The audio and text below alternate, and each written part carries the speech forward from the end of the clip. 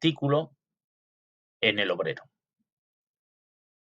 Hace 2 años conmemorábamos el bicentenario de Karl Marx, nacido el 5 de mayo de 1818 en Trèveris,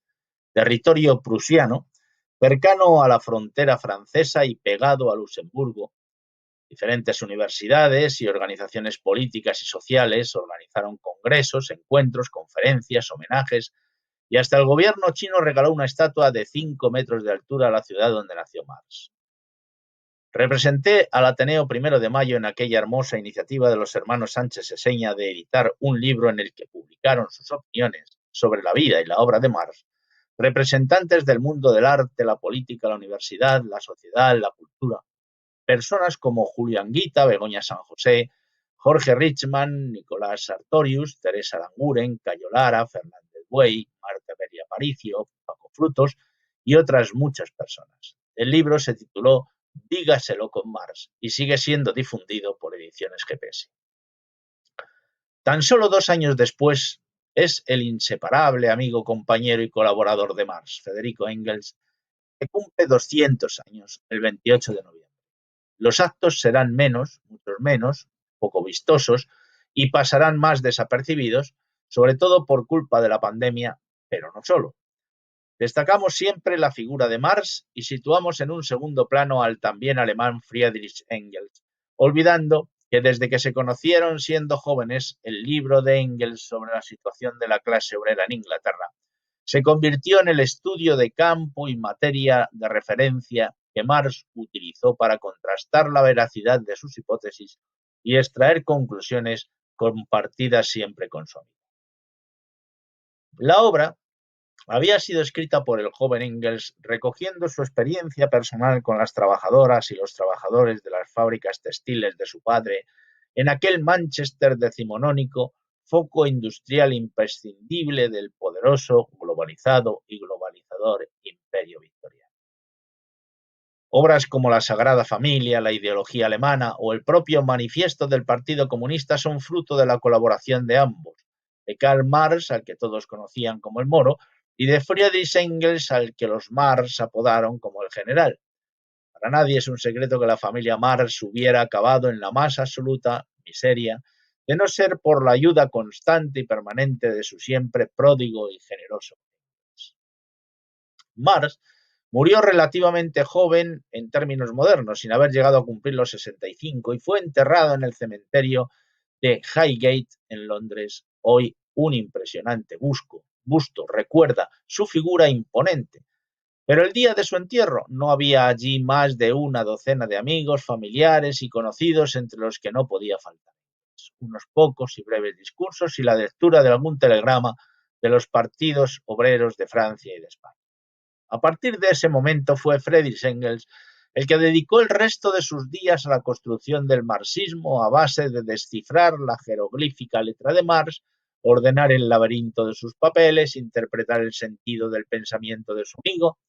Solo él podía acometer esa tarea que le ocupó los últimos 12 años de su vida y que permitió que el segundo y tercer volúmenes del Capital vieran la luz, además de revisar y publicar un buen número de obras que habían escrito conjuntamente. Otras obras de Marx y algunas que redactó. Y todo ello, además de convertirse en confidente, amigo, padre adoptivo de las hijas de Marx y en referente obligado para los partidos obreros que fueron haciendo a lo largo de todo el planeta, aunque no consiguió evitar el aumento de las tensiones entre las corrientes más moderadas que conducían al reformismo, que podríamos representar en Bernstein, y el radicalismo izquierdista que terminó dando lugar a la Tercera Internacional que representaría Vladimir Ilich Ulyanov, alias Lenin. Sus cenizas fueron entregadas al mar en 1895 por Eleanor, una de las 3 hijas de Marx, en compañía de unos pocos amigos. Sin Engels, no habría existido el marxismo ni la vinculación del mismo y de los partidos obreros con los sindicalistas. Engels se había convertido en el referente e impulsor de las primeras grandes luchas sindicales de los estibadores londinenses del East End y de las manifestaciones obreras del industrial, sucio, contaminado y brutal Londres del último tercio del siglo XIX.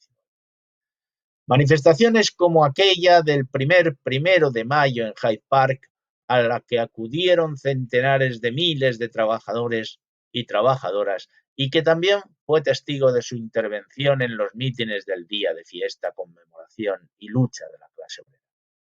Sin duda, Engels es una de las grandes figuras que merece el recuerdo, la lectura, el estudio y el afecto de quienes seguimos vendiendo nuestro trabajo y padeciendo las consecuencias de un mundo diseñado a nuestras espaldas, cuando no en contra nuestra. Un hombre consciente de que la forma en que la gran masa de los pobres son tratados por la sociedad moderna es verdaderamente escandalosa. Un hombre que sabía que cuando sea posible hablar de libertad, el Estado como tal dejará de existir. Aquel que, pese a todo el trabajo desarrollado para dar a conocer el pensamiento de su amigo, no dudaba en declarar, tal como Marx solía decir acerca de los marxistas franceses de finales de los 70, todo lo que sé es que no soy marxista. El 23 de noviembre en el Ateneo 1 de Mayo de Madrid dedicaremos una parte de la tarde, a partir de las 7, a hablar sobre Friedrich Engels con Carlos Berzosa, catedrático de Ciencias Económicas y Empresariales de la Universidad Complutense de Madrid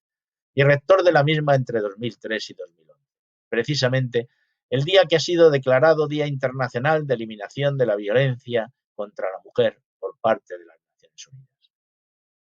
No olvidemos que una parte importante del trabajo de Engels se dedicó a reflexionar sobre la familia, la sumisión y la sobreexplotación de las mujeres, la sociedad patriarcal. La violencia, en definitiva, que la sociedad ejerce de forma permanente